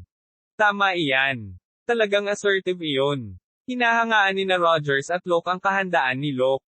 Ganyan din ang ibang wizard, pero hindi nila akalain na gagamit si Locke ng magic. Alam nilang hindi siya wizard, at nang biglang gumamit si Locke ng mahika, nabigla sila. Ang trick na ginamit mo lang ay isang magic spell, tama ba? General, sinisiguro ko sa iyo na ang ating batang Panginoon ay tiyak na magiging isang Rune Knight. Kung may lakas kang magsalita ng ganyan, tumakbo ka ng mas mabilis. Si Locke at ang kanyang grupo ay tumakbo pababa ng bundok. Marahil ay may mas mabuting mga lugar na mapagtataguan kaysa sa mga kapatagan, at ang kanilang mga kalaban, na humahabol sa kanila, ay makakatagpo ng ilang problema. Gayunpaman, may problemang hindi nila naisip. Madali itong magtago mula sa kalaban, ngunit ito ay uubusin ng maraming lakas. Si Philip at Rogers ay mga dalubhasang kabalyero, at nagsanay sila na magkaroon ng pambihirang tibay, at pinalakas ni Locke ang kanyang katawan gamit ang mga kristal na magi. Ngunit hindi naging madali ang pagtanggal sa mga humahabol sa kanila na nakasakay sa mga kabayo. Napakahusay ng mga knight sa pagsubaybay at paghahanap at gayon din ang mga maruruming assassin. Ayun. Shit! Napaka-persegido ng mga lalaking ito. Habang patuloy silang hinahabol ng Shadow Knights, nanginginig si Philip. Si Rogers ay tumulak pasulong na may matalim na tingin. Bibilhan ka namin ng ilang oras. Iwasan muna sila ng batang Panginoon. Gayunpaman, huwag kang mag-alala. Hindi naman kami mahina para dayain ng mga ganyang karumal-dumal na lalaki. Alam din iyon ni Locke. Kung nandoon si Locke, baka mapilitan silang dalawa na lumaban at protektahan si Locke ng sabay-sabay, na hindi ito papayag na lumaban sila ng maayos. Tiyak na kung gagamitin ko ang mga golem o dark magic, kung gayon ang mga bagay ay magiging mas madali. Maraming mga bagay na dapat gawin sa hinaharap, ngunit makabubuting ihayag na ang mga ito. At kung kahit isa sa mga retainer ay magtaas ng hinala kay Locke, mabilis na magiging nakakainis ang mga pangyayari. Nagpasya si Locke na tumakas muna siya. Kayong dalawa, huwag kayong mamatay sa akin. Oo naman, huwag kang mag-alala tungkol sa amin at umalis ka na. Matapos paalisin si Locke, hinugot ni na Philip at Rogers ang kanilang mga espada. Sabay-sabay na ipinakita ng dalawa ang kanilang aura at tumakbo patungo sa mga assassin. Mamatay. Naglakas loob ka bang sumalungat sa pamilya ni Recon? Matatapos ka dahil sa kayabangan mo. Tumatakbo patungo sa mga assassin, ang dalawa sa kanila ay nakipaglaban sa kanilang mga espada ng walang pahinga. Ang mga Shadow Knight ay duguan hanggang sa mamatay dahil sa kanilang mga welga. Kaak. Yuk. Dam. Huwag kang pumasok mag-isa. Maggrupo kayo. Ang katapangan at ang mabangis na puwersa ng dalawa ay parang dalawang leon na lumalaban sa isang malaking kawan ng mga ligaw na aso. Ang mga assassin ay nagsisimula ng hindi mapakali at sinubukang makipagtulungan sa kanilang mga kasamahan, ngunit nagresulta lamang ito sa 12-dosenang higit pang namamatay at nasugatan. Hindi maiiwasan, lahat sila ay kailangang italaga ang kanilang sarili sa pagsisikap na ibagsak sila ng hindi mahabol si Locke. Pagkatapos ng isang oras na pagtakbo, si Locke, na medyo malayo na, ay pumasok sa isang landas na patungo sa isang bangin. Kung mananatili tayo dito, magiging maayos ang lahat. Ibinalik ni Locke ang tingin sa lugar at bumulong sa sarili. Gayunpaman, bigla siyang nakarinig ng isang putok ng panunuya. Cake, hindi ba masyado pang maaga para gumaan ang pakiramdam mo? Si Tigel at ang iba pang mga Shadow Knight ay nagsimulang lumitaw ng sunod-sunod. Habang hinahabol ng iba pang kasamahan si Locke, naghihintay naman ang kabilang grupo sa kanilang target, para tambangan sila. Sa katunayan, ito ay tulad ng isang maliit na butas ng kuneho. Tinilaan ni Locke ang kanyang labi matapos makita ang 12 ng mga assassin at ang 5 gigant. Tinisikap mo ba talaga akong mahuli? Hindi mo ba naisip na ito ay medyo sobra? Huhuho, kahit isang kobold ay ginagawa ang lahat kapag sinusubukang mahuli ang isang ogre. Tama iyan. Ano man ang sinusubukan mong gawin, kailangan mong gawin ang iyong makakaya. Nang tumango si Locke at sumang-ayon, kumunot ang noo ni Tygal. Hindi ba ang target ay dapat na nataranta, nagagalit o kinakabahan nang makita sila? Bakit kalmado ang target nila? Hindi ka naman nagalit, di ba? Hindi naman, at ang dahilan ay, si Locke, na tumigil sa kanyang sinasabi sa kalagitnaan, ay nagpinta ng selyo sa hangin. Ilang sandali pa, nagsimulang mag-trigger ang summon spell. At sa wakas, lumitaw ang mga higanti at pumila sa magkabilang gilid ni Locke. Mga golem lang sila ng 5 metro. Dahil hindi na ako nakikita ng aking mga retainer, magagamit ko na ang aking kapangyarihan. Iyon. Nagulat ang mga Shadow Knight. Alam nila na ang target nila ay maaaring gumamit ng magic, ngunit hindi nila akalain na makakagawa siya ng mga golem, hindi lang isa kundi 10 sa kanila. Mga babong manika lang yan. Mayroon kaming mga gigantes na may mas mahusay na timing at mga reaksyon. Sigaw ni Tygal, pilit pinapakalma ang mga naguguluhan niyang mga tauhan. At ang kanyang mga salita ay hindi kasinungalingan o mali. Ang mga gigant ay malalakas na sandata sa digmaan, at ang mga golem ay mga labi lamang ng mga sinaunang araw. Minsan sila ay nakikita sa mga constructions paminsan-minsan. Kung ang mga halimaw ay mga pipi, kahit na noon, ang mga golem ay hindi maaaring gamitin bilang mga assassin. At gaya ng sinabi ng kanilang kapitan, may kasama silang mga higanti. Sa gigants, maaaring durugan ang anumang bato o kahoy na manika. Itapon mo sila. Ang makapulot sa tanggang bata ay bibigyan ng hiwalay na pabuya sa pagkakataong ito. Ang mga salita ni Tygal ang nag-udyok sa mga Shadow Knight. Nagmamadali silang lahat papunta kay Locke. Nagsimula na ring kumilos ang mga gigant. Bagamat tumatakbo ang mga Shadow Knight papunta sa kanya, ngumiti si Locke. Kayong mga tanga. Kuwaneng. Sa sandaling mag-utos si Locke ng kanyang marionette magic, ang mga kamao ng mga golem ay tumama sa lupa. Baliw. Pinagtatawanan ni Tygal ang mga golem ni Locke sa hindi pag-atake sa kanila o pagtatanggol sa kanila ngunit sa halip ay gumawa ng iba. Hindi nagtagal ay nauwi sa pagkabalisa ang kanyang panunuya. Kakuko. Isang malaking dagandong at basag na tunog ang umalangaw-ngaw sa buong lugar. Tapos biglang bumitak at bumagsak ang lupa. Kabanata 39. Wow! Roar! Nang mawala sa isang iglap ang daan patungo sa bangin, nagsimulang bumagsak ang mga miyembro ng Shadow Knight. Wow! Iligtas mo ako! Sinubukan nila at nagpupumilit na huwag mahulog, gayunpaman, wala silang pagpipilian kundi ang bumagsak saan man sila nakatayo. Ang kaso ng gigants ay napakaseryoso. Dahil sa kanilang mabigat na bigat, nahulog sila mula sa masungit na bangin ng mas mabilis kaysa sa mga kabalyero at dumanas ng matinding pagbagsak. Ang ogre ay masyadong malaki para tamaan ng mababaw na kobold. Tumingin si Locke at ngumiti. Tinuri niya ang kalagayan ng lupa bago tinawag ang kanyang mga golem. Parang medyo mahirap, pero sa tamang lakas, parang nagkaroon ng lakas ang mga golem para basagin ito. Bilang karagdagan, ang mga assassin ay walang kabuluhang tumatakbo at tumatalon sa gigants, na nagdaragdag sa bigat. Natural, ang resulta ay isang malinis na pagpatay. Gusto ng ilan na mahuli at ilibing ang isang tao, ngunit mabubuhay ba sila sa taas na ito? Nagulat si Locke sa matinding enerhiyang gumagalaw sa dilim na nagpatigil sa pagsasalita. Sa sandaling ginalaw niya ang kanyang katawan, isang punyal mula sa ibaba ang dumaan sa kanyang katawan. Ang moldite na ito. Habang sumisigaw si Tygal, umaakyat siya sa bangin. Hindi lang iyon, 4 pa ang nakaligtas. Kahit na ang mga wizard ay naguguluhan at hindi makapagpalabas ng isang lumilipad na salamangka, sila ay mahimalang nakaligtas sa pamamagitan ng paghuhukay ng kanilang espada sa bangin. Para silang mga demonyong gumagapang mula sa kailaliman ng impyerno. Hindi lang kita papatayin. Bubuhayin kita hanggang sa magmakaawa ka na patayin kita. Tik. Atakihin mo siya. Nag-utos si Lucas sa mga golem. Gayunpaman, ang 5 assassin, na nakaligtas sa pagkahulog, ay hindi kasing bagal ng mga kamao ng golem.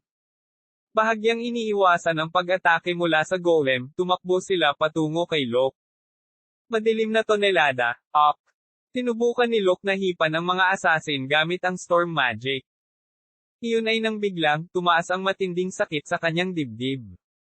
Nabigo ang magic manifestation, at ang espada ng mga assassin ay pumasok ng walang pag-aalinlangan. Cook. Dumaan ang espada ng Tygel sa pisngi ni Locke na hiniwa ito ng bahagya. Sinubukan ng 4 na assassin na batasin ang kaliwang braso ni Locke, likod ng kanang kamay, at hita at guya. Sa kabila ng mga nakamamatay na sugat na iniiwasan, si Locke ay hindi gaanong pinalad na maiwasan ang lahat ng mga pag-atake. Tulad ng idineklara ni Tygel kanina, sadya niyang iniiwasan ang anumang nakamamatay na pinsala hanggat maaari. Lumapit si Tygel kay Locke, inilagay ang kanyang espada malapit sa balikat ni Locke, sinaksak niya ito ng napakabagal. Sa pagkakataong ito, puputulan ko ang laman pagkatapos ilantad ang buto at pagkatapos. Sa pagkakataong iyon, hindi sinasadyang tumigil sa pagsasalita si Tygel.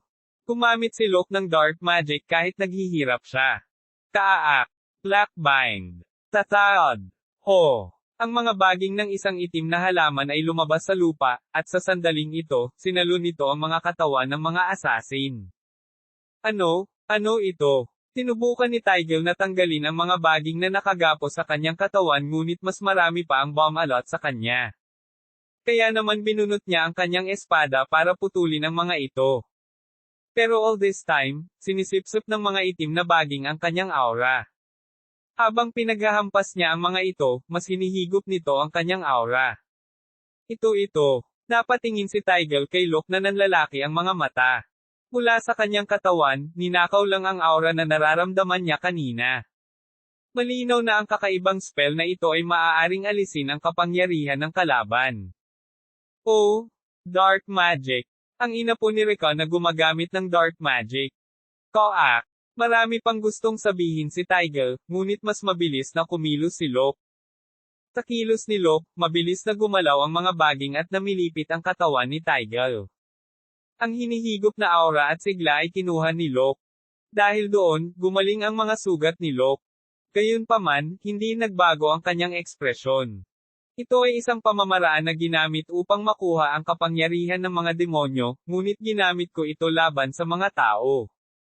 Noong nakaraan, natuto siya ng dark magic at nangakong hinding-hindi niya gagamitin ang mga ito laban sa mga tao. Nasira ang panata noong araw na iyon. Hindi niya mapigilan dahil gusto niyang mabuhay. Gayunpaman, mabigat ang kanyang puso dahil sinira niya ang kanyang panata noon. Lumingon si Locke sa 4 na assassin na nabubuhay pa. Bagamat hindi sila ninakawan ng kanilang kapangyarihan, tiningnan nila ang eksena kung saan ang kanilang kapitan, isang mataas na eksperto, ay namatay ng walang kabuluhan. Nakarinig na lang sila ng chismis tungkol dito. Nanginig ang kanilang mga panga sa kilabot ng mga dark powers na narinig lamang nila sa mga lumang kwento. Nangyayari sila sa harap ng kanilang mga mata. Iligtas mo ako. Magsalita ka lang kapag sinabi kong gawin mo. Sino ang nag-utos sa iyo na patayin ako? Goth? Ito ay Goth. Goth. Saan at ano ang ginagawa niya? Ang sekretarya at tagapayo ng Count Monarch. Siyempre. Namula ang mukha ni Locke. Dahil sa ginawa niya sa Gigant Arena, gustong ipapatay ng Count si Locke. Hindi lamang si Locke ang tumulong kay Prinsesa Reyna, ngunit siya rin ay nanalo ng malaking halaga. Isinasaalang-alang na mayroong isang pagtatangka ng pagpatay kahit na bago iyon, maaari itong isantabi. Siyempre, ang isa pang pagtatangkang pagpatay ay malamang na hindi ang Count Monarch, ngunit iba ang sinasabi ng ika-6 na sentido ni Locke. Bakit ako sinusubukang patayin ng konde? Dahil ba sa nangyari sa Gigant Arena? Ako, wala akong ibang alam, Yua. Please, iligtas mo ako. Ang isa sa katawan ng assassin ay sinisipsip sa lupa. Natakot ang iba pang mga assassin at hiniling na iligtas ang kanilang buhay, ngunit walang pakialam si Locke. Ililigtas ko ang lalaking makapagsasabi sa akin ng dahilan kung bakit ako sinusubukang patayin ng konde. Hindi ko talaga alam. Kakatanggap lang namin ng order mula kay Goth. Ang mga bayad na mamamatay tao ay walang paraan upang malaman ang mga iniisip ng Count. Takalaunan, sila ay sinipsip sa lupa. Pagkatapos magayos, nagdikit ang mga ngipin ni Locke, naalala ang mayordomo ng Count Monarch. Count Monarch? Oh? Dahil malapit ako sa kanya, papatayin ko muna siya. Siya ay medyo katulad ng Baroque Duke kahit na hindi siya lubos na kamag-anak. Sa kasalukuyang sitwasyon, hindi niya akalain na may iligtas niya ang kanyang buhay. Gusto kong pumunta doon kaagad at patayin siya, ngunit hahayaan ko muna ang mga bagay-bagay sa ngayon dahil nakuha ko ang pangalan mo dahil sa pagtatangkang pagpatay na ito. Habang malalim ang iniisip ni Locke, narinig niya ang boses ni na Rogers at Philip mula sa likuran. Young Lord. Nasaan ka? Young Lord. Mabilis na pinabalik ni Locke ang mga golem sa subspace sa tulong ng bracelet. Pagkatapos ay sinuri niyang mabuti kung ang Blackbind ay may mga natitirang magi na natitira sa malapit. Pagkatapos niyang mag-check ay dumating na ang dalawa. Para silang pagod at nasaktan. Gayunpaman, tila walang anumang malubhang pinsala sa kanila. Ligtas ka, Panginoon. Ito ay talagang mahusay. Sa tuwa, laking gulat nila nang makitang gumuho ang bangin. Anong nangyari? Tumakas ako sa direksyong ito nang bigla silang sumulpot dito at humarang sa dinadaanan ko. Nagdala pa sila ng gigants. Sinubukan nila akong kunin, ngunit pagkatapos ay gumuho ang mahinang lupa. Nagulat si Rogers, ngunit hindi na siya nagtanong tungkol dito dahil sa tingin niya ay sapat na iyon. Ang swerte mo talaga. Tama iyan. Ang dakilang Recon ay malamang na tumingin sa iyo. Sa papuri mula kay Philip tungkol kay Recon, naging matigas ang mukha ni Locke. Malayo sa kanyang pagpapala, dahil sa sumpa na mayroon si Recon, hindi siya nakaganti at muntik nang mamatay kanina. Yung alon na naramdaman ko kanina ay nagpatigil sa dark circle sa puso ko. Noong gagamit na ako ng storm magic, ang bagay na iyon na naramdaman ko ay tiyak na isang curse wave. Ang sumpa ay naglaro sa isang talagang mapanganib na sitwasyon. Kung sino man iyon maliban kay Locke, baka namatay na sila. Shit! Hindi ako lubos na sigurado, ngunit sino ang maaaring maglagay ng sumpang ito? Habang nag-iisip si Locke, nagtanong si Rogers. Baka marami pa silang humahabol sa atin, kaya kailangan nating magmadali sa Lamer. Hindi tayo pupunta sa Lamer. Ano ito biglaan? Ito ang orihinal nilang plano na magtungo sa Lamer at bumili ng gigant. Alam ni Rogers na kailangang may dahilan kung bakit biglang binago ni Locke ang kanilang plano. Hindi masabi ni Locke na gumamit siya ng dark magic para mahawakan ang mga assassin. Narinig kong nag-uusap ang isa sa kanila. Kapag naisip ko ito ay isang boses na narinig ko noong pumunta kami sa Lamer. Talaga? Oo, alam mo naman yun diba? Na pumunta ako sa maintenance room ng Lippai clan. Isa sa mga kabalyero ng Count Monarch. Na naging matigas ang ekspresyon ng mukha ni Rogers. Kung gayon, maaaring ipinadala ng Count Monarch ang mga assassin. Maaaring ganoon. Walang matibay na ebidensya, ngunit hindi masakit na mag-ingat. Tapos, punta tayo kay Brandon. Ito ang pinakamalaking lungsod sa timog na bahagi ng imperyo, at maraming maliliit na magic tower doon. Sige, punta na tayo kay Brandon. Tumango si Locke sa planong inaalok ni Philip. Malayo ang lungsod ng Brandon, ngunit mas mabuting iwasan ang anumang panganib hanggat maaari. At dahil maraming magic tower, maaaring maraming bagay ang makikita at malaman doon. Nagpahinga ang tatlong lalaki hanggang sa pagsikat ng araw at bumaba ng bundok kinaumagahan. Ang kanilang paglalakbay sa Brandon ay magiging mahirap. Gayunpaman, sa pagbili ng isang hindi inaasahang bagay mula sa gilid ng bundok, nagbago ang sitwasyon. Hindi ba trailer iyon? Oo. Marahil, ang ginamit ng mga assassin upang ihatid ang mga gigant. Naiwan daw nila noong hinahabol nila tayo. Kung gayon, gamitin natin ito. Pero kailangan natin ng wizard para makontrol iyon. Oh, may alam ka bang magic, di ba? Oo, bago pa ako sa bagay na iyon. Medyo nag-aalala si Luke ngunit ang paghawak sa trailer ay tila mas simple kaysa sa naisip niya. Nagsimula ito sa pagbuhos lamang ng ilang mana sa bowl ang kristal na konektado sa Shadow steam engine. Siyempre, nagkaroon ng abala sa paggamit ng mga magic spell para hindi mapansin sa pagiging wizard, ngunit sinimulan niya ito ng simple. Pagkatapos ay hinailan niya ang panggapasulong, at dahan-daang gumalaw ang trailer. Maaaring kontrolin ang direksyon ng trailer sa pamamagitan ng paggamit ng semicircle control stick na tinatawag na manibela upang i-orient ang mga gulong. Pagkatapos ng ilang pagsubok, natutunan ni Luke kung paano magmaneho at umalis kasama sina Philip at Rogers para kay Brandon. Hindi niya alam kung ano ang naghihintay sa kanya doon, at kung sino ang makikilala niya doon. Kabanata 40. Bagamat kilala ang kumpanya ng alon sa negosyo nitong kumita ng pera, sa Baroque Empire, ito ang naging target. Sa loob ng 100 taon ng kasaysayan, maraming produkto ang nahawakan, at ang mga kita ay maihahambing sa maliliit na pamunuan. Dahil dito, napakaraming maharlika ang minamaliit ito.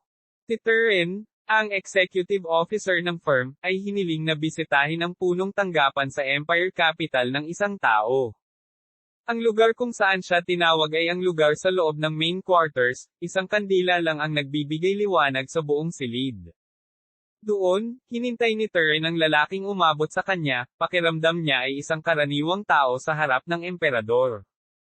Gulp! Siya ba ang pinuno ng komersyo?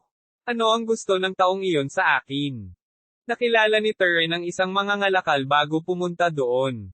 At ang kanyang amo, na siya ring tiyuhin, ay nagbabala sa kanya at sinabing, huwag kang magkamali, hayaan mong maging salita o kilos mo dahil siya ang pinuno ng komersyo. Tiyak na nakakagulat na malaman na may pinuno para sa komersyo, ngunit ang higit na nag-aalala sa kanya ay ang takot na ekspresyon sa mukha ng kanyang tiyuhin. Sino siya, ang nagawang takutin ang kanyang tiyuhin na sumama sa iba pang matataas na maharlika? Siya ba ang emperador ng imperyo? Habang siya ay naguguluhan, narinig niya ang isang nagtatampo na boses mula sa harapan. Ikaw, yun.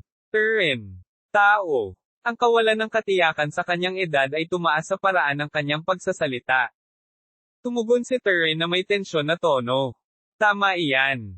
Pero bakit ako pinatawag dito? Last year, sa isang business owner. Nagtanong. Devil Knight, kay Simon Castillo. Para makuha. Ibaba.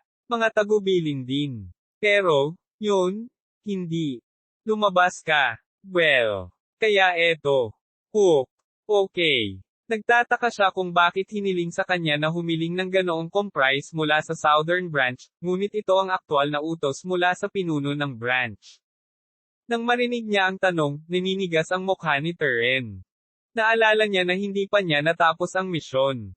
Agad na umiyak si Turin sa pamamagitan ng pagbagsak sa sahig. Please, hayaan mo akong mabuhay. Kukek, isipin mo, gagawin ko. Patayin. Ikaw. Kaysa doon. Hayaan. Ako. Alam. Bakit? Ang pagkakasunod-sunod. Nabigo. Naisip ni Turin na maaaring nagsisinungaling ang lalaki at nag-alinlangan sandali. Para sa ilang kadahilanan, naramdaman niya na ang taong ito ay hindi napakahusay na tao. Young Lord. Pumunta sa Lamer, Higanti, Arena. Naging malaki. Pera.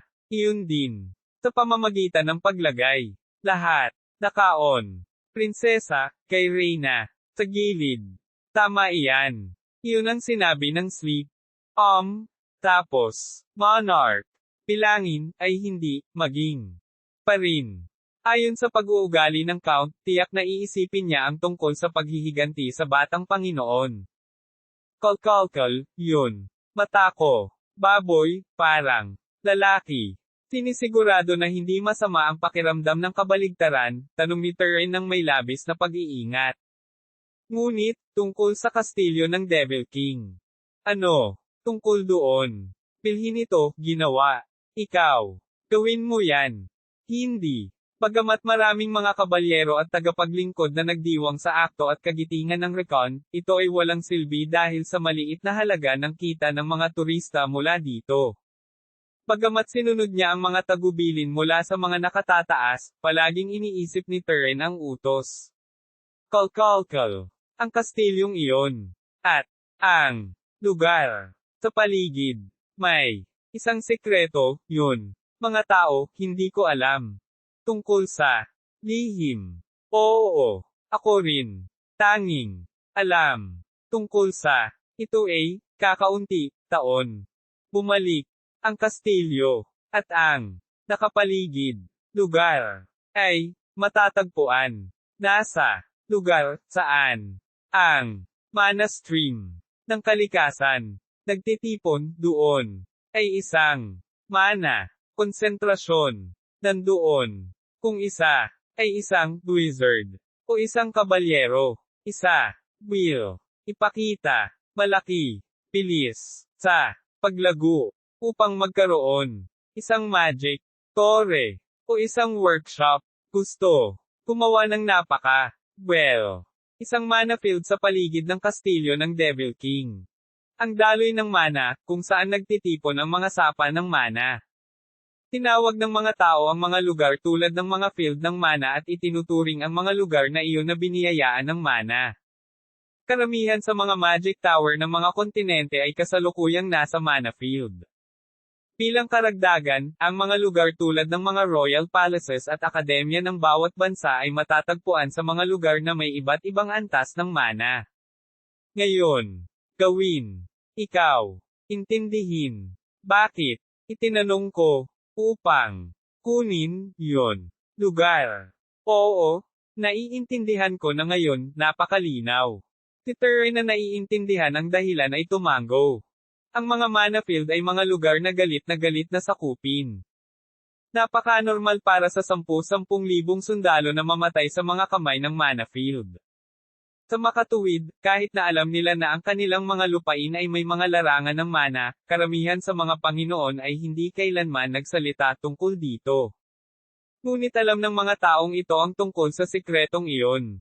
Ako, wala akong narinig tungkol dito. Hinding-hindi ako magsasalita tungkol sa narinig ko ngayon. Pagkatapos, dapat, hahayaan kita, pumunta. Oo, hayaan mo akong mabuhay, yuwa. Si Turin na nakilala ang tao, natauhan ng papalapit sa kanya ang tao. At hindi nakakagulat na isa siyang wizard. Para bang hindi na iyon dapat kunin, ang emblem na inukit sa robe ay isang lirio, na sumisimbolo sa matataas na wizard ng Veritas Magic Tower, isa sa 2 pangunahing magic tower sa kontinente. Ang primordial instincts at takot tungkol sa pagtakas kaagad ay sumibol sa pagsaksi sa kanya. Siya, na puno ng ominous aura na nagmumula sa kanyang bungo at may mga obsidian na mata, hindi, siya ay isang lich. Isang walang kamatayang nilalang na may kapangyarihan ng kadiliman. Halika, dito, hindi ko gagawin. Nasaktan. Ikaw. Hindi. Hayaan mo akong mabuhay. Oo. Si Turin ay nahihirapan, gayunpaman, ang kanyang katawan ay kinakaladkad patungo sa lich, anuman ang kanyang nais. Huwag. Maging. Takot. Ikaw. Will. Maging. Bahagi. Sa akin. Uwak. Sa nakakatakot na ingay, nabutas ang dibdib ni Turin at nabunat ang kanyang puso. Hindi tulad ng katawan na naging malata, ang lich ay nagsimulang nguyain ang puso ni Turin. Nom-nom. Tumulo. Sa tuwing kakagat siya sa puso ni Turin, bumabagsak ang mga patak ng dugo sa sahig. Ang bungo na makikita dahil sa liwanag na ibinibigay ng kandila, ay nagsimulang magpalit ng katawan ni Turin. At napalitan din ng boses si Turin. Ang Recon Viscount, siguradong nakakainis, pero kailangan ko ba talagang gawin ang trabaho gamit ang sarili kong mga kamay? Ang lich na napangiti sa sarili niyang tanong ay nag-flutter ng robe niya. Ang nabutas na katawan ni Turin ay nawala ng walang bakas at ang madilim na kandila ay nawala din. Ang nilalang na nagmula sa kadiliman ay muling naglaho dito.